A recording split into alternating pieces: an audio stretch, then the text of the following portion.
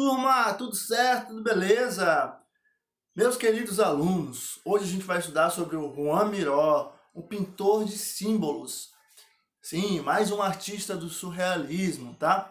Então, quero convidar logo você para a gente abrir o livro na nossa página 34, tá bom? E aí o artista dando aquela olhada pra gente. Vocês vão estudar mesmo, galera? Então vamos lá.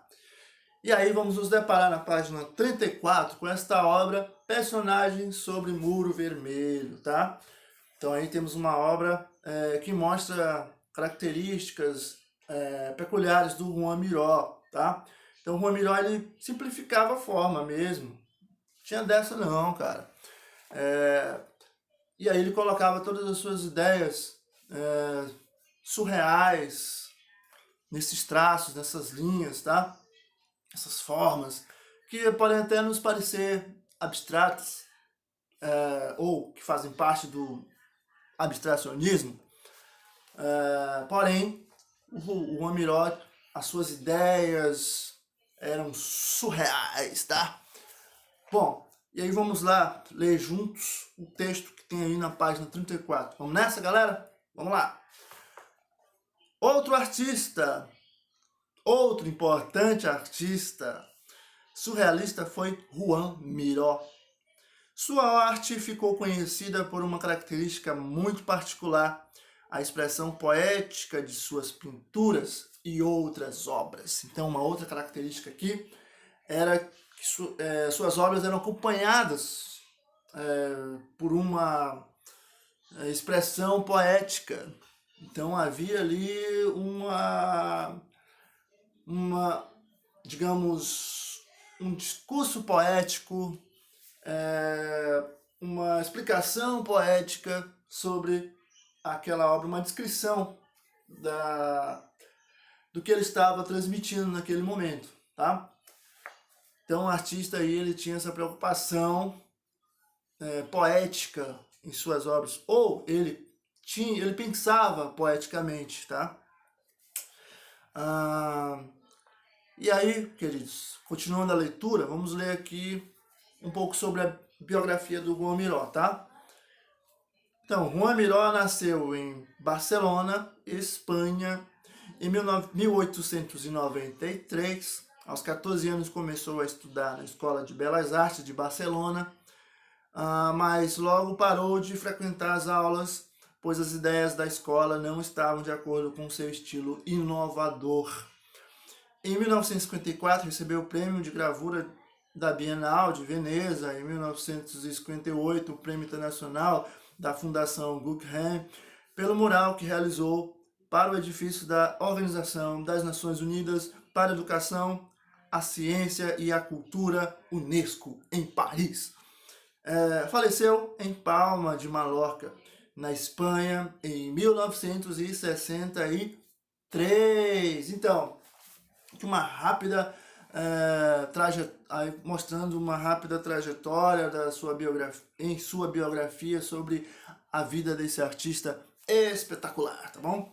Então, aos 14 anos ele já demonstrava ali o seu talento, estava bem encaminhado, e aí ele foi estudar na Academia de Belas Artes de Barcelona, só que ele, num certo momento, ele pulou fora, porque as ideias ali, claro, é um estudo clássico, tradicional, ali o artista tinha contato com os tratados de pintura de Leonardo da Vinci, vários outros artistas também, as culturas, a história, cálculos e tudo mais.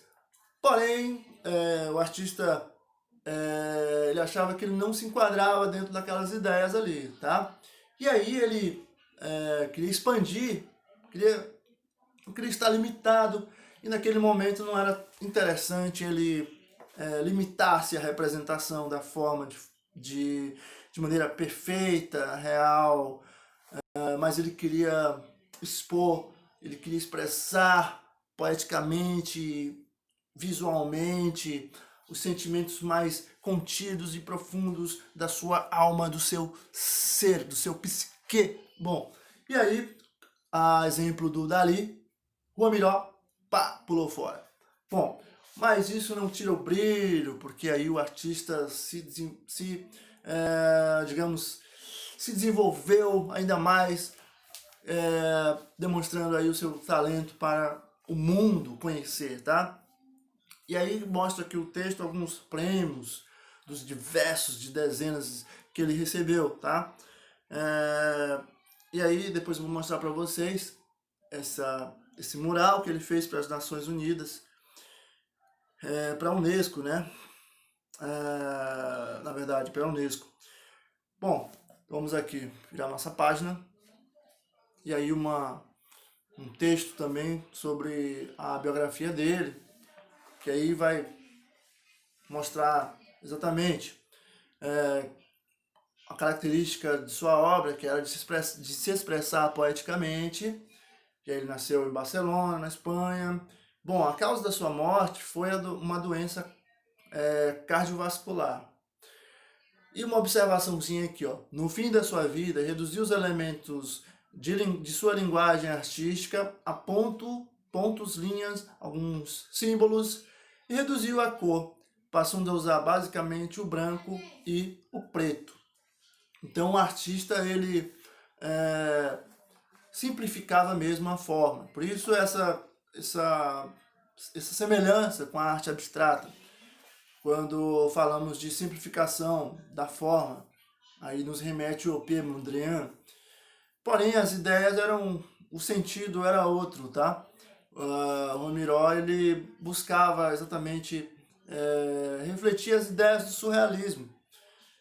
Entre outras, tinha todo um estudo científico aí por trás, não que o abstrato também não tenha, porém em linhas diferentes. Aqui o Romiró, ele estava no surrealismo, que tinha como base os experimentos, os estudos do grande pai da psicanálise. Estou falando de Freud, certo?